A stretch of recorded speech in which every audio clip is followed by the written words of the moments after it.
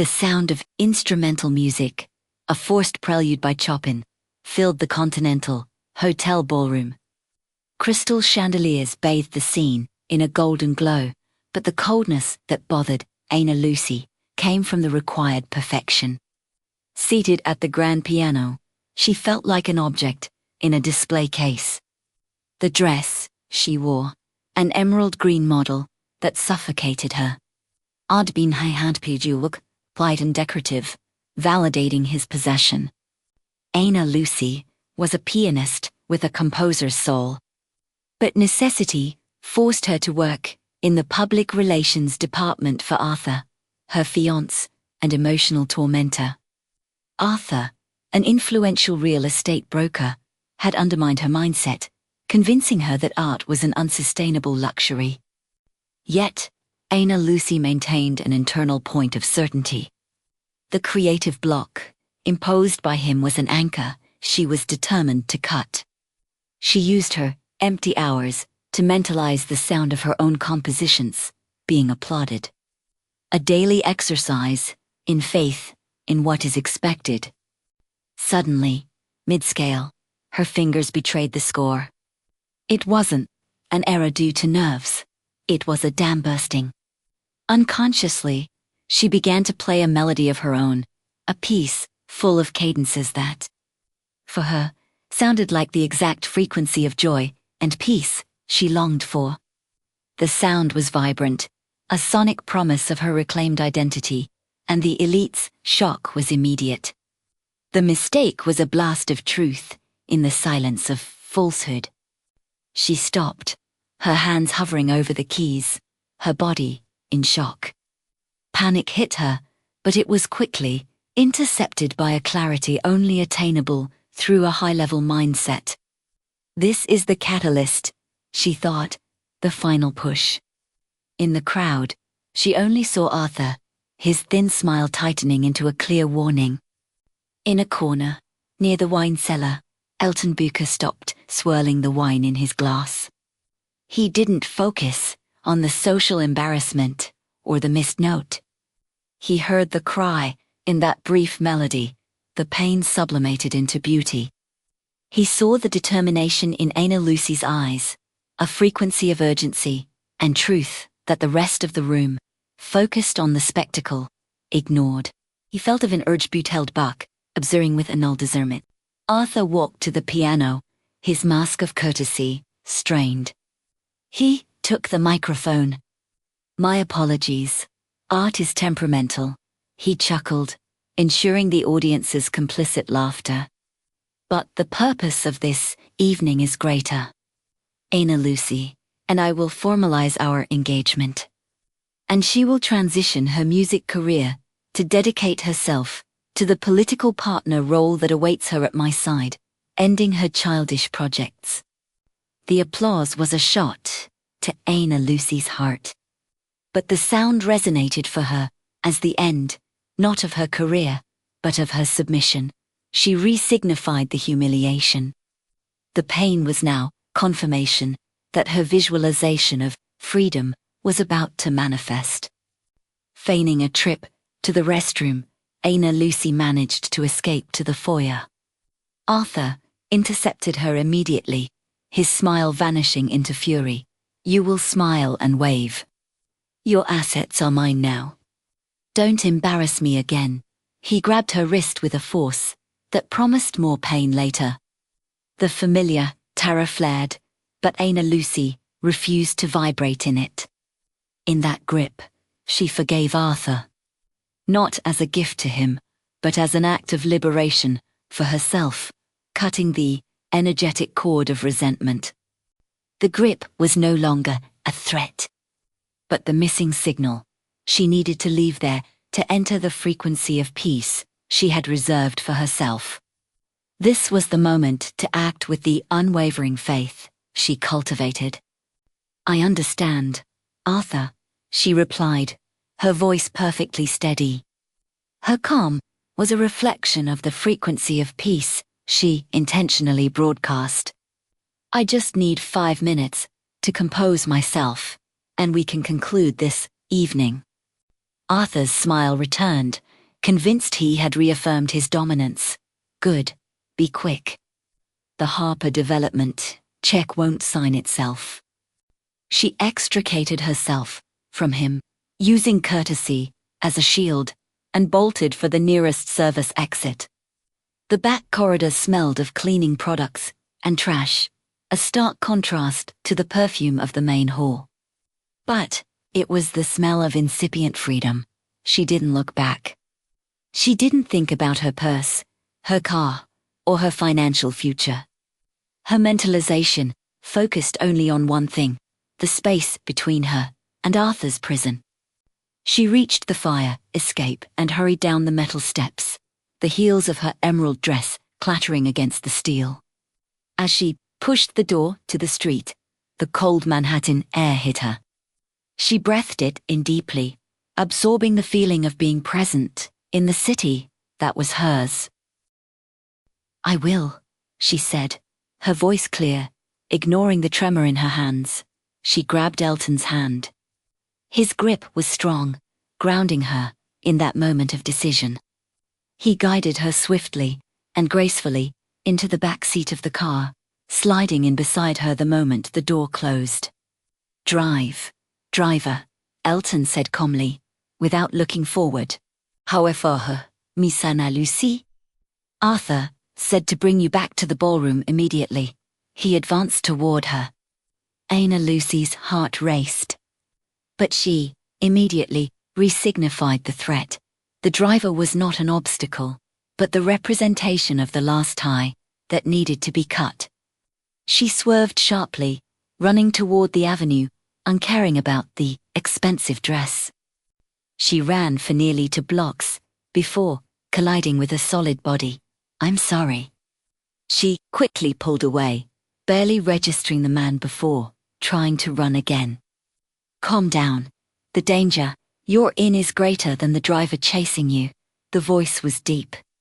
Calm, and he held her with a firm yet respectful touch.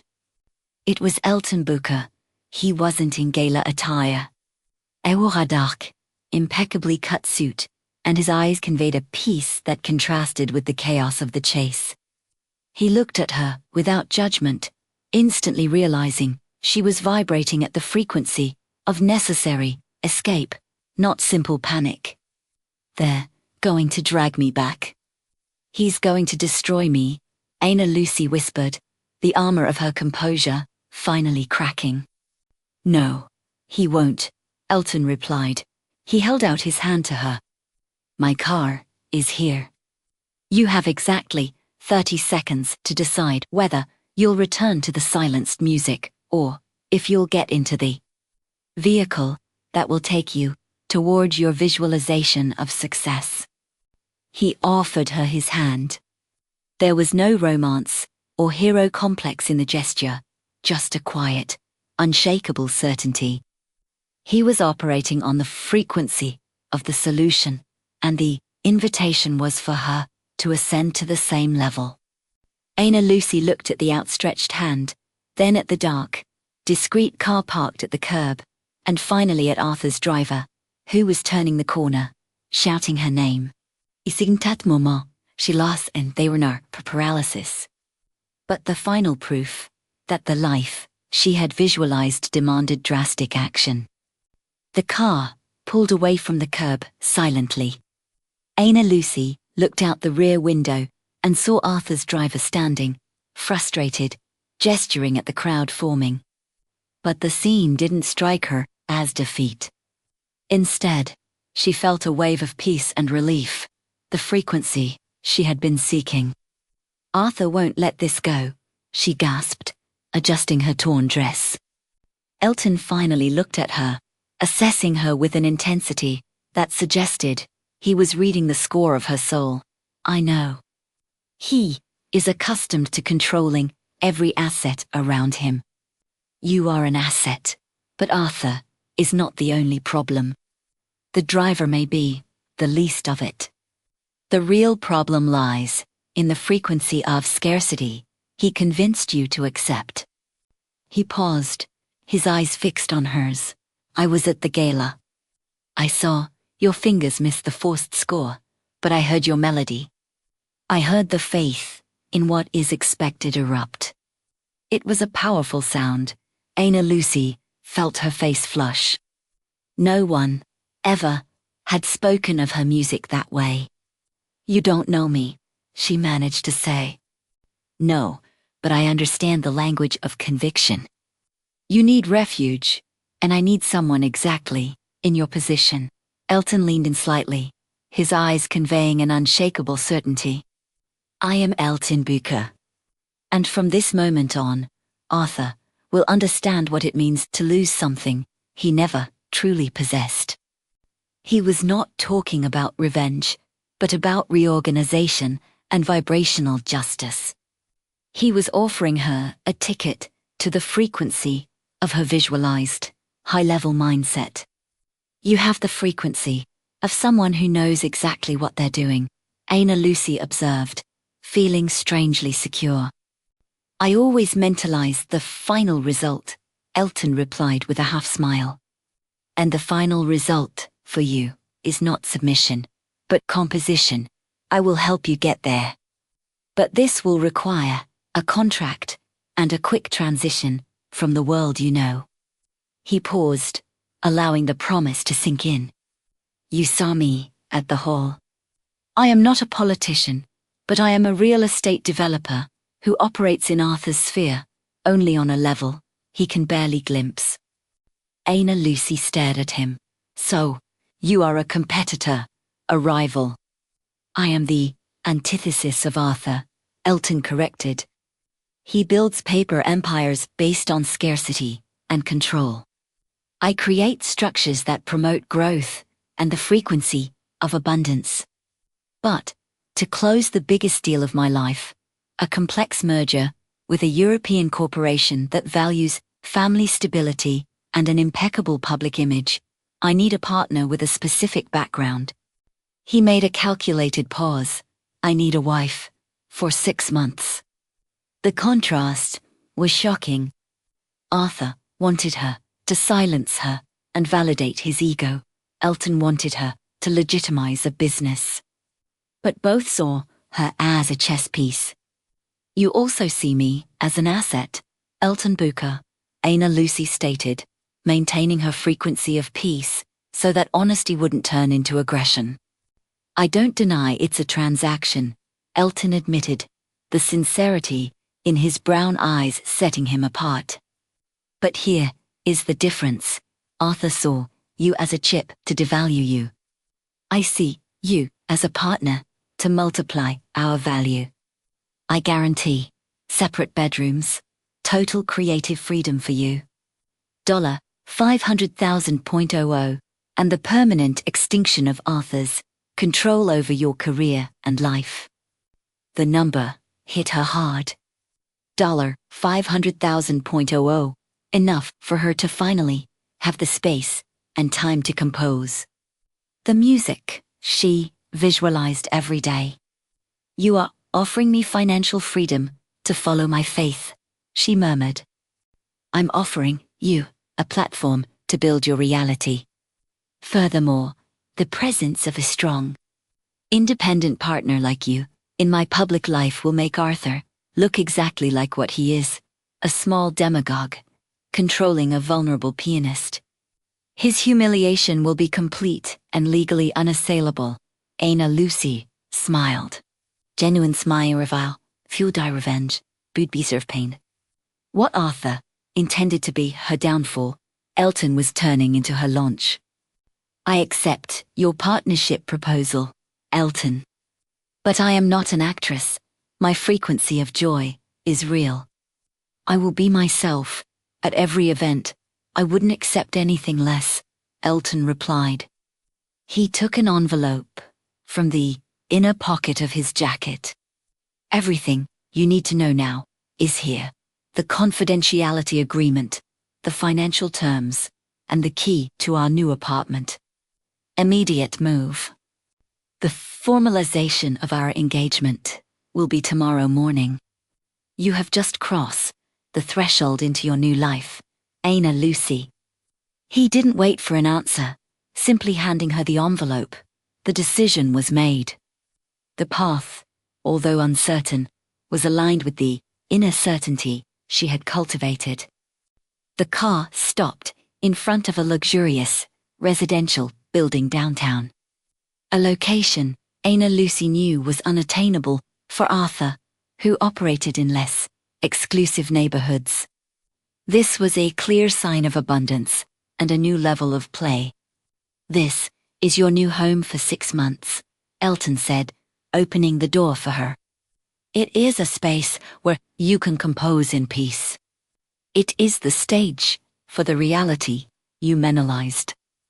"I have nothing but the dress I'm wearing," Ana Lucy observed, looking at the polished marble of the lobby. The irony of trading Arthur's prison for a contract with Ellton was striking. But the difference in the quality of the proposal was undeniable. "Don't worry about material items.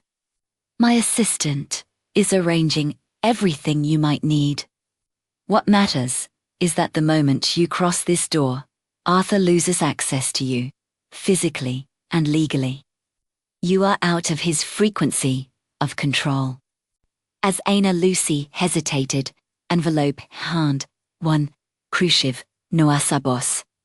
But as a mentor who recognized the need for mental clarity, what happened at the gala was ugly, but it does not define you. Forgive the scene, resignify the mistake on the piano as an act of courage, and leave behind any resentment. That is vibrational garbage. If you enter this agreement carrying anger or fear, the contract will fail. Because you will not be operating at the frequency of peace necessary for success. The advice struck her deeply. He wasn't just offering money and protection. He was demanding she elevate her own energy. With that clarity, Ana Lucy took a step forward. It wasn't a hesitant step, but a leap of faith into the future she had drawn for herself, believing fully in her visualization. "Done," she said, and the weight of Arthur, the suffocating dress, and the creative block seemed to instantly lift. Beside her, Ellton didn't smile in triumph, but with quiet satisfaction. "Welcome to your new beginning, Ana Lucy. Now, prepare yourself. The new world you have just chosen will demand that you be the best version you have ever mentalized." He guided her to the private elevator, and the closing of the doors marked the point of no return. The crossing of the threshold was complete. The private elevator ascended to the penthouse. Sealing Ana Lucy into the new world, the apartment was vast, minimalist, and bathed in soft light, instantly transmitting the frequency of peace Ellton had promised. There was a flawless, grand piano in a corner overlooking the Manhattan skyline, a silent invitation to her. Visualization of composition. The first 48 hours were an intense series of tests. The first was the information avalanche, legal documents, confidentiality agreements, and a wardrobe Ellton had provided, focused more on sober elegance than on ostentation. The second test was internal, Arthur's absence. Ana Lucy realized how much she had grown accustomed to his frequency of control and fear. Whenever she felt the familiar anxiety, she remembered Ellton's advice, forgiving and resignifying the old pattern. Deliberately choosing the frequency of joy the new space offered. The third test, and the most immediate, was Arthur's reaction. The next morning, as Ana Lucy read the partnership contract in one of the penthouse armchairs, her old phone rang, vibrating with Arthur's photo. "He will try to undermine your certainty," Ellton's voice came from behind her, calm and grounded. He was having coffee at the kitchen island, immersed in spreadsheets. Ana Lucy didn't even try to understand. He posture conveyed a level man, so he acted from cert, not reaction. Ana Lucy didn't vibrate in fear. She took a deep breath, accessing the frequency of peace, and answered, Arthur. Where the hell are you, Ana Lucy, and who is Ellton Booker? You have 30 minutes to come home or I'll make sure you never play a piano in New York again. His voice was charged with fury and possessiveness. Ana Lucy re-signified the threat. It wasn't about her, but about his loss of control. She didn't need to justify herself. I am not yours, Arthur. And your promise to silence me is the last thing that has power over me. My focus now is on abundance and my art. You are free to move on. I forgive your need for control. The silence on the other side was a shock of energy. Arthur was unaccustomed to having his threats disarmed by peace. You will regret this. I will break you, he finally hissed. Ana Lucy hung up. Her hands trembled slightly, but fear did not prevail. Congratulations, Ellton said, coming over to her.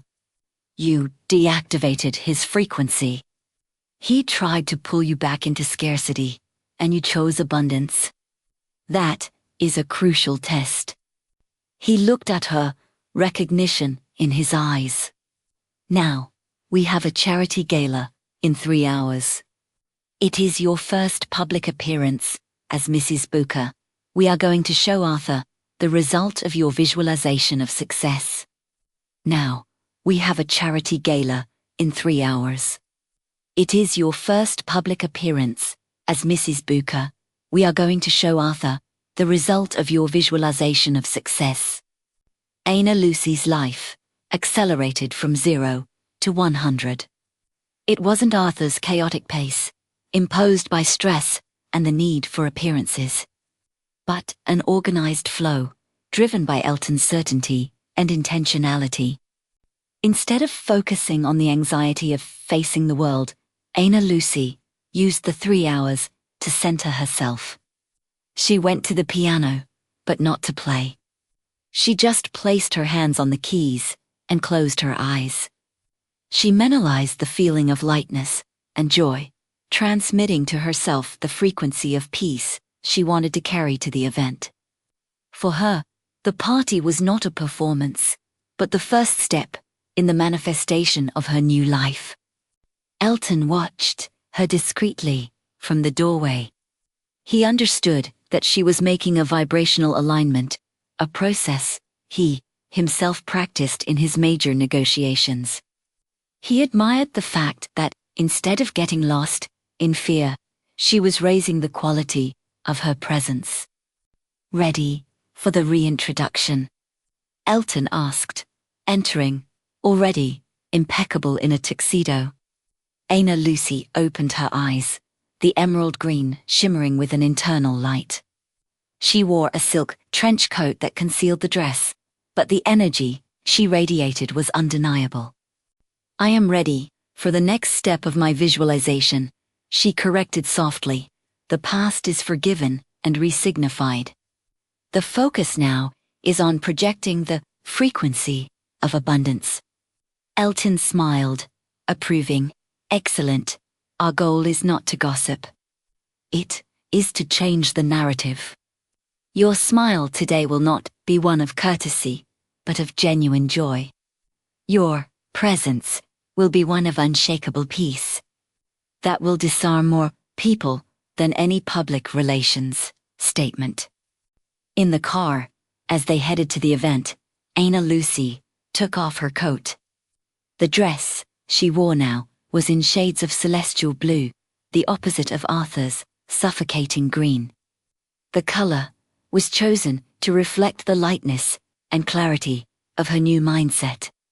When they arrived, the scenario was familiar: flashes, social elite, and Arthur's undeniable presence on the periphery, watching. Ellton touched her hand before getting out of the car. Remember, there is no need to defend or react. The frequency of peace is the most powerful armor. Let your certainty speak for us. He got out first and turned to her, offering his hand. When Ana Lucy accepted and stepped out of the vehicle, she did not look like the humiliated pianist.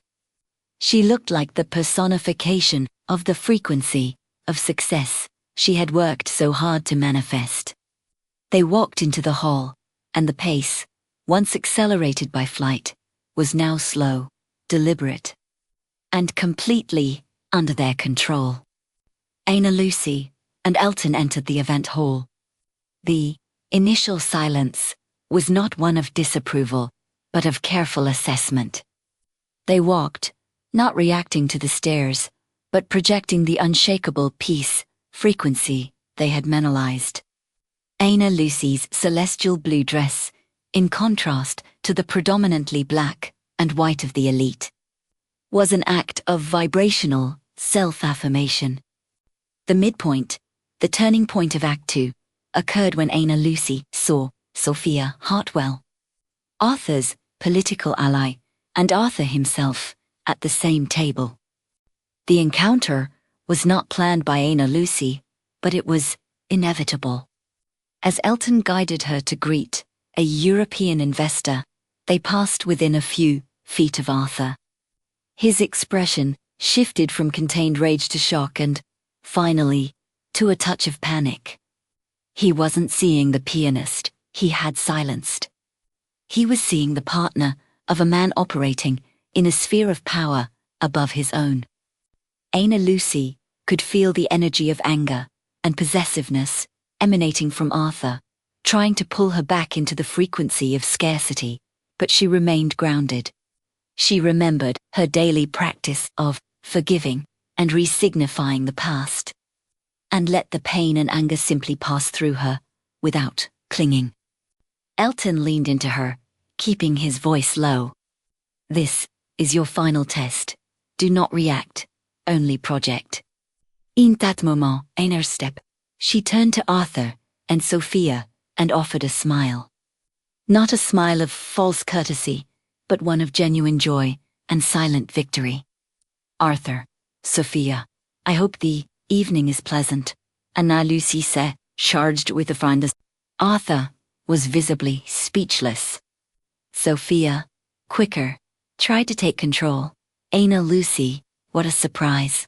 Back to music, I see. Oh, is Mr. Booker just your new employer?" Sophia's question was a subtle attack meant to diminish Ana Lucy's value. But Ana Lucy re-signified the intent of the speech in real time. "Ellton is my partner, Sophia." And about the music, Ana Lucy replied, looking directly at Arthur, "I am finally dedicating time to my own composition. I mentalized this freedom for a long time. Now that I am no longer vibrating at the frequency of limitation, the music is flowing." The shock hit Arthur squarely. He could not process an Ana Lucy who spoke openly of vibration and mentalization with such certainty. He lost his composure and tried to respond with controlled fury, but Ellton intervened with calm authority. "In fact, Arthur," Ellton said, his voice cutting through the murmuring audience watching the scene, "I am immensely proud of Ana Lucy's faith in her talent. And I am investing not just in her, but in the reality she is visualizing. It is a high-level investment that you, with your scarcity mindset, would never understand." Ellton placed his hand protectively on Ana Lucy's lower back and guided her away. Arthur's reaction was silent, but impotent, fury. This was the midpoint. Ana Lucy not only survived Arthur's attack, but disarmed him completely with her new frequency of peace. She affirmed her power and turned the tables in her favor. Arthur realized that Ellton's transaction was deeper than it appeared. It was a direct attack on his emotional possession. From that moment on, the narrative changes. Ana Lucy is no longer running. She is actively building the reality she visualized. Arthur's threat was an arrow, but Ana Lucy's frequency of peace served as a shield. They couldn't afford to react to Arthur's chaos, as that would only validate his intent. We are going to manifest the solution. If he tried to break the structure from the outside, we will show him the strength of the internal structure we have built, Lucy declared, facing Ellton. Ellton smiled as expressing. He saw her sustain the faith in what is expected in the face of imminent loss. The European deal needs a guarantee of stability that goes beyond paper and documents. They need human connection, Ellton mused. But how can we prove this to an entire council without violating Arthur's silence? Ana Lucy walked to the piano. The creative block, which had threatened to return during the crisis, had completely dissipated. Fear was no longer an anchor. It was the fuel for her visualization. With music, she replied. He tried to silence my studio, but he cannot silence my art. Music is the language of the soul. It transmits the frequency of peace, joy, and certainty without the need for words. It is the proof of our internal structure Ellton understood immediately. A concert. An intimate, private event for the European Council and key stakeholders. An event without Arthur that demonstrates stability, authenticity, and, most importantly, the real connection he alleged was fake. It won't be a Chopin concert, Ana Lucy affirmed. That night, the penthouse was transformed. Ellton, operating with his high-level mindset and logistical precision, organized the event in a few hours. When the guests arrived, they found not the typical, formal business dinner, but an atmosphere of peace and tranquility, the frequency Ana Lucy radiated. The culmination was when Ana Lucy sat at the piano. She was not dressed extravagantly. She was dressed simply but elegantly, and her eyes reflected the joy and certainty of her mentalization. She began to play the piece that had spontaneously emerged at the gala, but now it was complete. The melody was a powerful testament to the journey of resignification, starting with chords of pain and uncertainty, but evolving into a flow of harmony and abundance. It was the music of faith in what is expected, the sonic proof that she had forgiven the past and manifested a future. As Chaplin watched, he didn't just see the contractual partner. He saw the strength of the human soul in its purest form, the ability to transform chaos into beauty. The frequency of joy and peace that Ana Lucy transmitted filled the room, silencing all doubts and planting certainty in the hearts of the European bankers. When she finished, the silence lasted a moment before an ovation, not of courtesy, but of genuine admiration. Ellton approached Ana Lucy at the piano. He didn't kiss her or make a romantic gesture, but looked at her with a depth that went beyond the contract. You reached them where Arthur never could. You didn't sell an asset. You manifested a reality, he whispered, the emotion contained in his voice revealing that his internal structure had also been touched.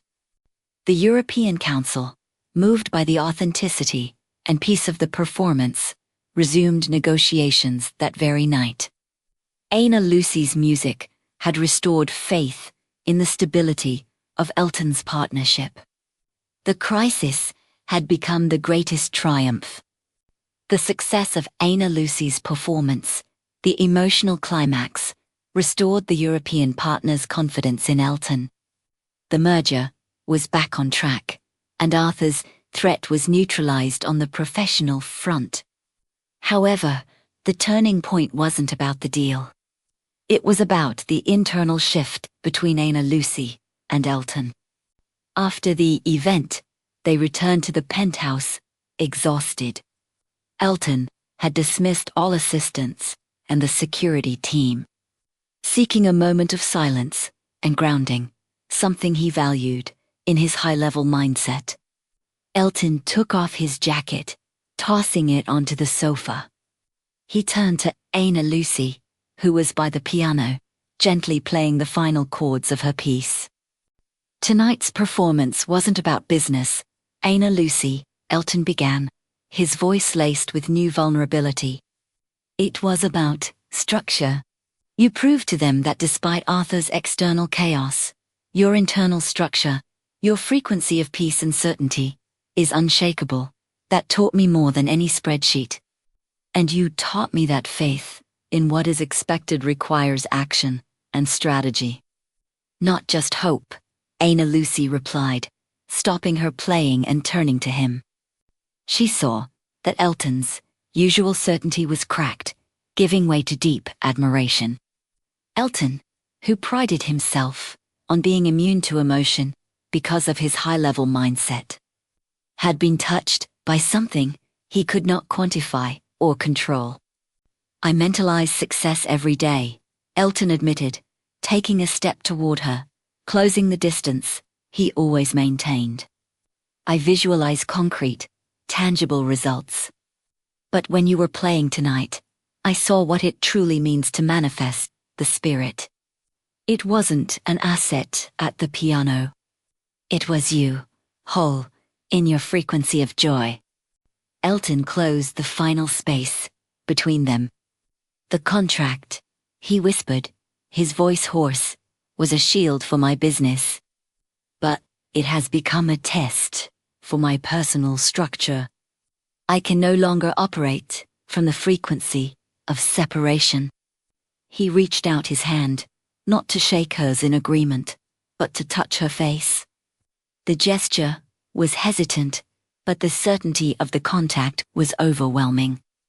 I forgive the coldness I used to protect myself, Ellton said, his own resignification coming to the surface. And I resignify this arrangement. It is no longer a contract. It is a soul partnership. From this moment on, Ana Lucy, you are not just in my world. You are my center. Equiceder, a kiss that was anything but transactional, but which carried the depth and intensity of truth. It was an act of dismantling, the demolition of the walls of control and emotionality he had built. The contract had shifted from a business facade to a real, undeniable connection, redefining the future of both of them. Ellton had lowered his guard, and Ana Lucy knew that they were now facing the world from a completely new and shared frequency. Ellton's kiss had been the final catalyst, aligning the partnership on a level of certainty and frequency of love that transcended the contract. Act 3, that of resolution, now demanded that this new reality be confronted with the old. Ellton's merger with the European corporation was scheduled for the next morning. But the true resolution was pending with Arthur. Ellton, acting with the high-level mindset that allows for no loose ends, arranged one last tactical move, the controlled demolition of Arthur's control. Ellton had discovered that, during Ana Lucy's flight, Arthur, in his uncontrolled fury, had tried to sell the property of Ana Lucy's apartment, falsely claiming she had abandoned the property and, more seriously, attempted to use her name in a minor real estate fraud scheme. Assuming that, his fiancé public meant, he would have access to documents.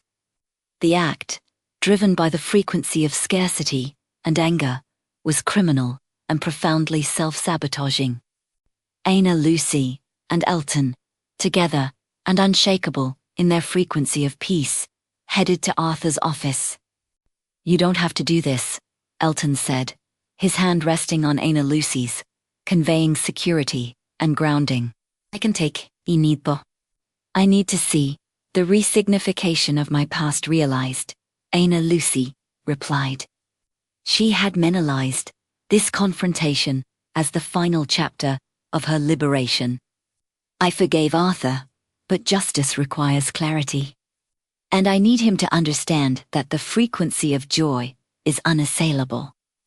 Upon arriving at Arthur's elegant office, he was in the middle of a tense meeting with his lawyers. Ana Lucy's presence, radiant and in a frequency of peace that contrasted him, caused an immediate silence. "What audacity, Ana Lucy," Arthur hissed, recovering his composure.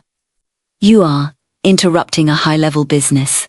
Ellton, get your partner out of here." Ellton didn't even move. "I'm not here for business, Arthur.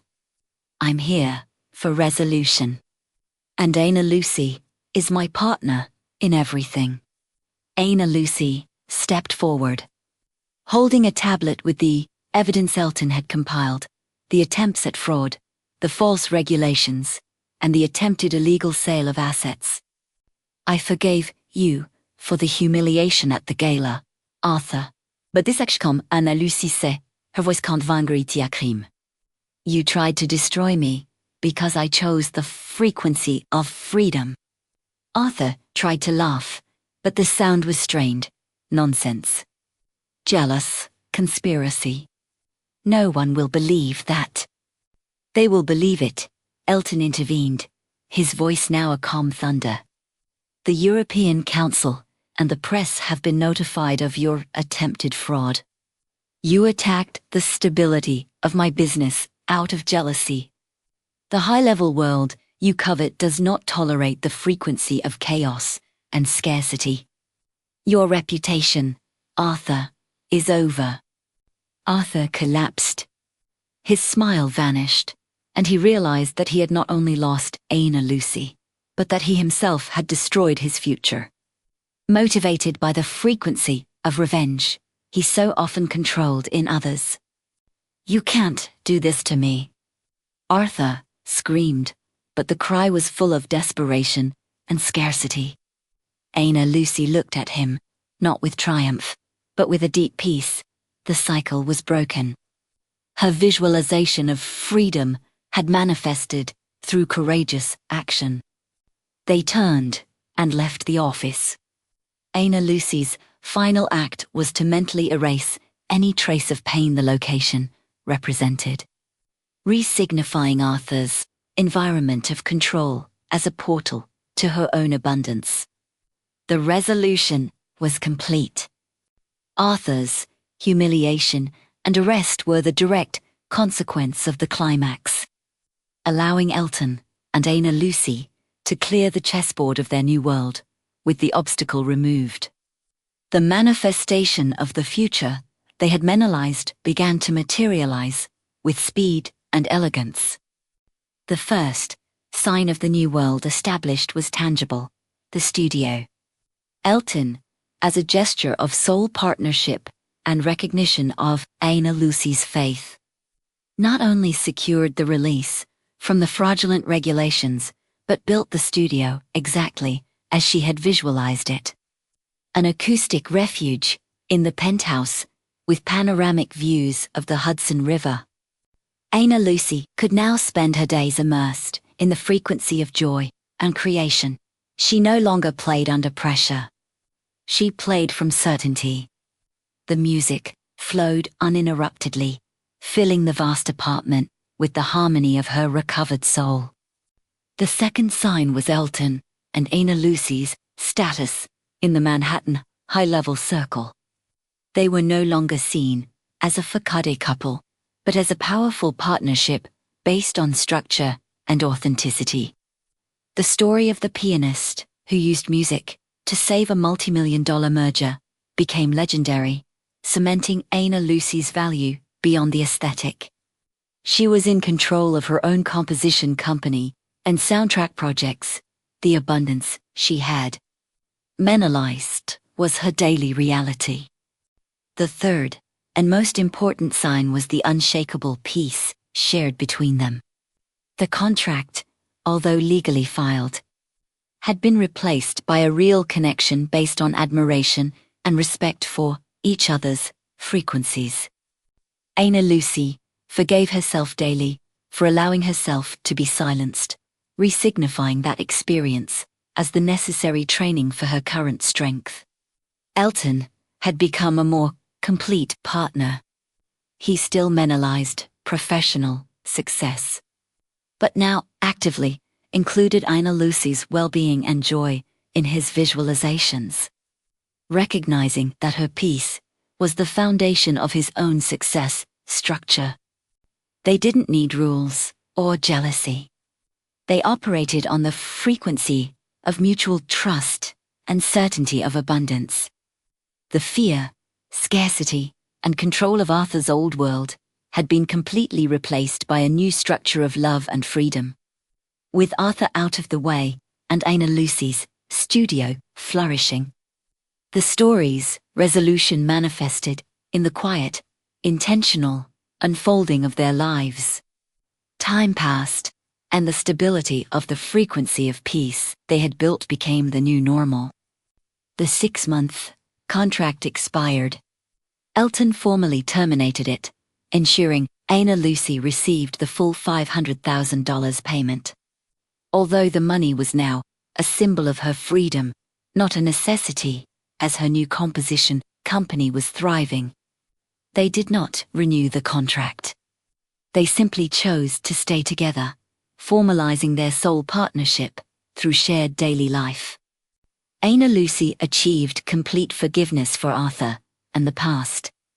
She re-signified the experience as her academy of certainty instead of resentment. She felt a quiet gratitude as the suffering had propelled the manifestation of her true frequency of joy. Her high-level mindset no longer carried vibrational garbage. Ellton, aware of the power of intention, used his influence to ensure that Ana Lucy's first major orchestral piece, composed in her new studio and fully aligned with her frequency of abundance, was premiered at a gala event.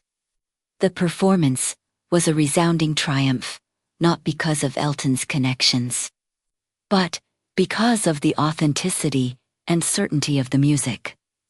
The denouement came in the form of an intimate dinner on the penthouse balcony. On the same day, the European Council sent Ellton a letter expressing admiration for his commitment to authentic values, symbolized by Mrs. Booker and her music. They stood on the balcony, looking at the Manhattan lights. "The merger closed today," Ellton said, his voice imbued with calm satisfaction. "They didn't just buy my company. They bought the structure you helped me build. They bought our frequency of certainty." "I only played the music that was within me," Ana Lucy replied, leaning her head on his shoulder. "You gave me the space of peace to manifest it." "You are my midpoint, Ana Lucy," Ellton whispered. "You move me from high-level strategy to high-level existence." They didn't need a grand gesture. The simple fact of being together, in that moment, aligned in the frequency of joy and gratitude, was the final proof and resolution of all conflicts. The life they had visualized was now the present they lived. The intimate dinner denouement was underway, with absolute peace hovering over the penthouse. Ellton and Ana Lucy did not feel the pressure to prove anything to the world, only the satisfaction of living the frequency of joy they had cultivated. Material success, though abundant, was secondary to the certainty of their connection. Ellton turned to Ana Lucy, moving back slightly. He did not kneel. That formality belonged to Arthur's world. Ellton's gesture was deeper, reflecting the high-level mindset and purpose that united them. "Ana Lucy," he began, the certainty in his voice a beacon. "Our first contract was one of necessity and transaction. It gave us freedom. But now, I want to propose the final contract, the one that truly defines us." Ana Lucy watched him, feeling the emotion, but maintaining the frequency of peace to receive the truth that was coming. "I love you, Ana Lucy, not for your music, but for the strength of your soul that manifests that music. You taught me to include the frequency of joy and love in my visualizations. And because of you, my personal structure is more complete and unshakable than ever. He took a small, dark velvet box from his inner pocket. The ring was not extravagant, but elegant and intentional, a simple diamond, set in platinum, symbolizing the purity and eternal structure of their commitment. This is not a ring of possession or political facade, Ellton declared. This is a ring of purpose. It is an invitation to merge our frequencies forever. We will continue to mentalize success, re-signify the past, and forgive external chaos. But we will do so together, in unbreakable alliance. Ana Lucy felt the truth of his words resonate in her chest. This was the pinnacle of everything she had visualized, a love that did not silence, but amplified. I mentalized a love like this, Ana Lucy whispered, the faith in what is expected becoming visible. A love that would be my greatest amplifier, the stage for my frequency of peace and joy. She took Ellton's hand. Yes, Ellton Booker. I accept the final contract. I accept our purpose and our structure. Ellton slid the ring onto her finger. The touch sealed the promise, not legally, but vibrationally. They kissed, a kiss of certainty and unshakable joy. The final contract was signed. Together, they turned to the window, looking out at the city they now saw, not as a battlefield of scarcity, but as a realm of abundance and peace that they were destined to influence. The emerald green dress of humiliation had been resignified into a future of light and music.